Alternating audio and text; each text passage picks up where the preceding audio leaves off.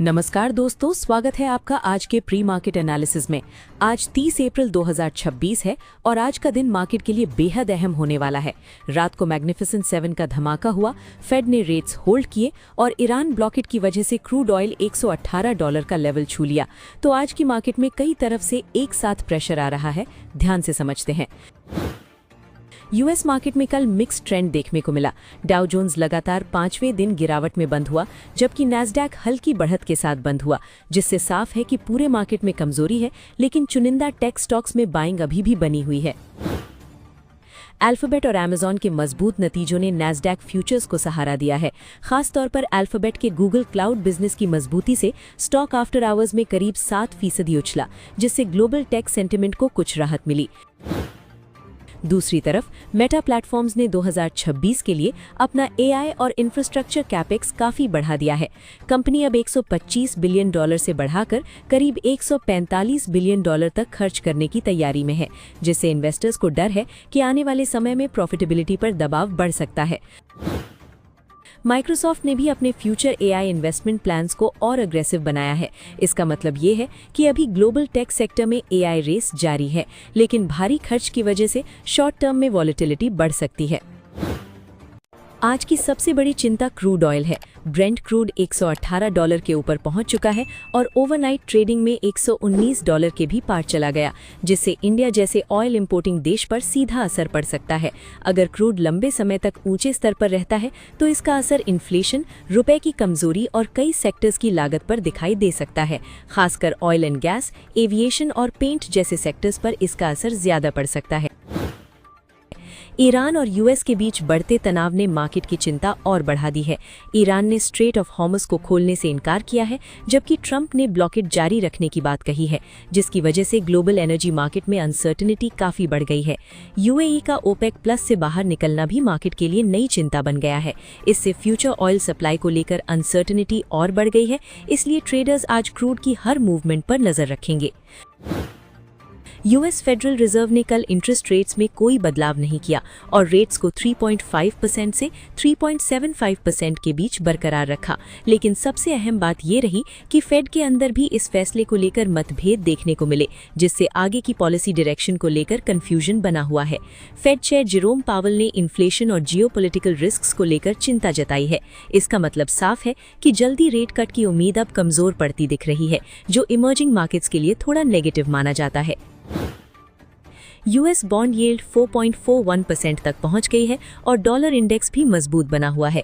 ये कॉम्बिनेशन आमतौर पर फॉरेन इंस्टीट्यूशनल इन्वेस्टर्स यानी एफआईआईज को इमर्जिंग मार्केट से पैसा निकालने के लिए प्रेरित कर सकता है। विक्स यानी मार्केट फेयर गेज अभी 17.83 के करीब है। ये पैनिक लेवल नहीं है, लेकिन अगर क्रूड और जियोपॉलिटिकल टेंशन और बढ़ते हैं तो विक्स 20 के ऊपर जा सकता है, जो मार्केट वॉलेटिलिटी बढ़ने का संकेत माना जाएगा। इंडियन एडीआर्स में इन्फोसिस, विप्रो, एचडीएफसी बैंक और आईसीआईसीआई बैंक जैसे स्टॉक्स ने हल्की मजबूती दिखाई है। इससे संकेत मिल रहा है कि इंडियन आईटी और बैंकिंग स्टॉक्स में ओपनिंग पर थोड़ी पॉजिटिविटी देखने को मिल सकती है। इंडिया ईटीएफ्स में सेंटिमेंट फिलहाल न्यूट्रल से थोड़ा पॉजिटिव बना हुआ है। इंडा ईटीएफ में आफ्टर आवर्स रिकवरी देखने को मिली, लेकिन वॉल्यूम्स अभी भी कमजोर हैं, जिससे फॉरेन इन्वेस्टर्स की कन्विक्शन पूरी तरह मजबूत नहीं दिख रही।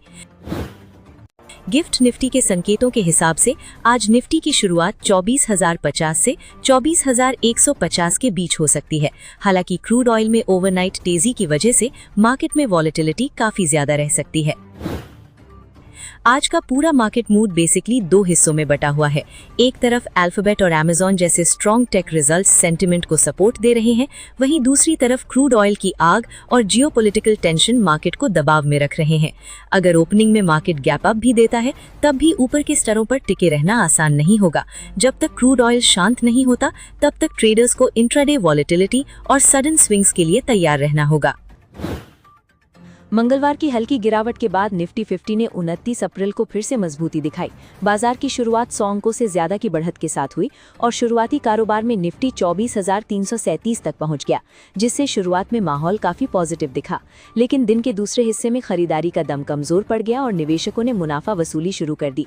इसी वजह से निफ्टी अपने ऊपरी स्तर से करीब 190 अंक नीचे फिसल गया। हालांकि आखिर में इंडेक्स फिर भी 181 अंक की बढ़त के साथ 24,177 पर बंद हुआ।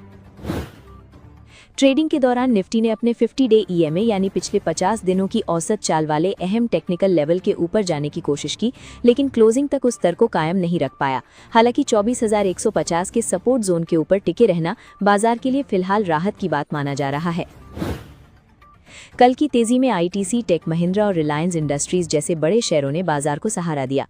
वहीं इंडिगो, डॉक्टर रेड्डीज लैबोरेटरीज और NTPC दबाव में रहे और गिरावट वाले शेयरों में शामिल रहे। सेक्टर की बात करें तो FMCG, रियल्टी और ऑटो शेयरों में अच्छी खरीदारी देखने को मिली। दूसरी तरफ मीडिया, PSU बैंक और कंज्यूमर ड्यूरेबल सेक्टर में कमजोरी बनी रही, जिससे साफ है कि बाजार में अभी भी सेक्टर आधारित उतार चढ़ाव जारी है। बड़े शेयरों के मुकाबले ब्रॉडर मार्केट का प्रदर्शन मिला जुला रहा। निफ्टी मिड कैप 100 थोड़ा कमजोर होकर करीब 0.10% गिरा, जबकि निफ्टी स्मॉल कैप 100 में 0.65% की बढ़त देखने को मिली। यानी छोटे शेयरों में निवेशकों की दिलचस्पी अभी भी बनी हुई है। अब बाजार की नज़र घरेलू राजनीतिक घटनाक्रम पर रहेगी। राज्य चुनावों के दूसरे चरण के बाद आने वाले एग्जिट पोल्स और अगले हफ्ते के फाइनल नतीजे निवेशकों के सेंटिमेंट को प्रभावित कर सकते हैं, इसलिए आने वाले दिनों में वॉलेटिलिटी बढ़ी रह सकती है।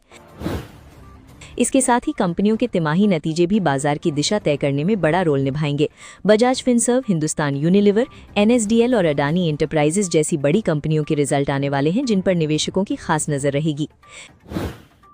टेक्निकल नजरिए से देखें तो निफ्टी के लिए 24,400 से 24,500 का जोन फिलहाल बड़ा रेजिस्टेंस माना जा रहा है। यानी इस स्तर के ऊपर टिकने के लिए बाजार को मजबूत खरीदारी की जरूरत होगी। एनालिस्ट का मानना है कि अगर निफ्टी 24,300 से 24,350 के ऊपर मजबूती से निकल जाता है तो फिर इंडेक्स 24,600 की तरफ बढ़ सकता है। वहीं नीचे की तरफ 23,800 का स्तर काफी अहम सपोर्ट माना जा रहा है, जहां गिरावट आने पर खरीदारी लौट सकती है। बैंक निफ्टी की चाल अभी भी थोड़ी कमजोर दिखाई दे रही है। दिन में तेजी आने के बाद बार बार ऊपरी स्तरों से बिकवाली देखने को मिल रही है, जिससे साफ है कि बैंकिंग सेक्टर में अभी निवेशकों का भरोसा पूरी तरह मजबूत नहीं हुआ है। फिलहाल बैंक निफ्टी के लिए 55,000 से 54,900 का स्तर अहम सपोर्ट माना जा रहा है। वहीं ऊपर की तरफ 55,900 से 56,000 का जोन बड़ा रेजिस्टेंस बना हुआ है। इसलिए अगले कुछ सत्रों में इसी रेंज पर बाजार की दिशा काफी हद तक निर्भर करेगी। अब बात करते हैं उन स्टॉक्स की जिन पर कल बाजार बंद होने के बाद बड़ी अपडेट्स निकल कर आई थी, जिनका असर आज शेयर बाजार में इनके स्टॉक्स पर देखने को मिल सकता है। इसलिए निवेशकों को इन सभी स्टॉक्स पर नजर बनाए रखनी चाहिए। L&T ने हैदराबाद मेट्रो में अपनी पूरी हिस्सेदारी बेचने का फैसला किया है। कंपनी ने शेयर बाजार को दी जानकारी में बताया कि ये डील करीब 1,461.47 करोड़ रुपए में होगी, जिससे कंपनी अपने कोर बिजनेस पर ज्यादा फोकस करती दिख रही है। बजाज फिनसर्व के चौथी तिमाही के नतीजों में मुनाफा सालाना आधार पर 22% बढ़ा, लेकिन ये बाजार के अनुमान से थोड़ा कमजोर रहा। वहीं NII यानी नेट इंटरेस्ट इनकम में 20% की बढ़त जरूर हुई, लेकिन वो भी उम्मीद से कम रही, इसलिए स्टॉक पर रिएक्शन देखने को मिल सकता है। फोर्स मोटर्स का शुद्ध लाभ करीब 40% घटकर 278 करोड़ रुपए रह गया, लेकिन इसके पीछे पिछले साल का हाई बेस बड़ा कारण माना जा रहा है। अच्छी बात यह रही कि कंपनी की आय, EBITDA और मार्जिन में सुधार देखने को मिला और कंपनी ने 50 रुपए प्रति शेयर डिविडेंड देने की भी सिफारिश की है। IIFL फाइनेंस के नतीजे काफी मजबूत रहे हैं। कंपनी का मुनाफा पिछले साल के 208 करोड़ रुपए से बढ़कर 587 करोड़ रुपए तक पहुंच गया, जबकि आय में भी 42% से ज्यादा की तेज बढ़त देखने को मिली है। शेफलर इंडिया ने चौथी तिमाही में मजबूत प्रदर्शन दिखाया है। कंपनी का मुनाफा 26% बढ़ा, आय में 19% की बढ़त रही और EBITDA भी 22% उछला, जिससे मार्जिन सुधरकर 18.5% तक पहुंच गया। नवीन फ्लोरिन के नतीजे बाजार के अनुमान से बेहतर रहे हैं। कंपनी का मुनाफा 95 करोड़ रुपए से बढ़कर 213 करोड़ रुपए पहुंच गया, जबकि EBITDA में करीब 80% की बड़ी छलांग देखने को मिली है और मार्जिन्स में भी जबरदस्त सुधार हुआ है। मोतीलाल ओसवाल फाइनेंशियल सर्विसेज का ऑपरेटिंग प्रॉफिट 25% बढ़कर 661 करोड़ रुपए हो गया है। कंपनी के वेल्थ मैनेजमेंट, कैपिटल मार्केट और हाउसिंग फाइनेंस जैसे लगभग सभी कारोबारों में अच्छी ग्रोथ देखने को मिली, जिससे ओवरऑल बिजनेस मोमेंटम मजबूत नजर आ रहा है। MAS फाइनेंस के चौथी तिमाही के नतीजे भी अच्छे रहे हैं। कंपनी का मुनाफा 30% बढ़कर करीब 99.7 करोड़ रुपए हो गया, जबकि NII में 29% की मजबूत बढ़त दर्ज की गई है। HEG लिमिटेड को चौथी तिमाही में 113.7 करोड़ रुपए का घाटा हुआ है, जो पिछले साल के मुकाबले ज्यादा है। हालांकि कंपनी की आय बढ़ी है, लेकिन EBITDA घाटा बढ़ने से ऑपरेशनल प्रेशर अभी भी बना हुआ दिखाई दे रहा है। फिनो पेमेंट्स बैंक के नतीजों में मिक्स्ड संकेत देखने को मिले हैं। बैंक की NII में 31.5% की अच्छी बढ़त हुई, लेकिन इसके बावजूद मुनाफा 70% से ज्यादा गिरकर 7.1 करोड़ रुपए रह गया, जो निवेशकों के लिए चिंता की बात हो सकती है। इंडियन ह्यूम पाइप को तेलंगाना में पानी की सप्लाई सुधारने से जुड़ा 459 करोड़ रुपए का बड़ा ऑर्डर मिला है। ऐसे ऑर्डर कंपनी की आने वाली आय और ऑर्डर बुक को मजबूत करने में मदद करते हैं।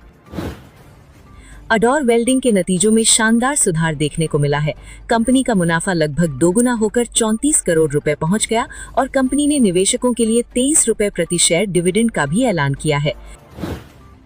ब्रिगेड ग्रुप ने बेन कैपिटल के साथ मिलकर बेंगलुरु में करीब 20 लाख वर्ग फुट का मिक्स्ड यूज प्रोजेक्ट विकसित करने के लिए जॉइंट वेंचर बनाने की घोषणा की है। इससे कंपनी की रियल एस्टेट एक्सपेंशन स्ट्रैटेजी को मजबूती मिल सकती है। जना स्मॉल फाइनेंस बैंक के नतीजे भी मजबूत रहे हैं।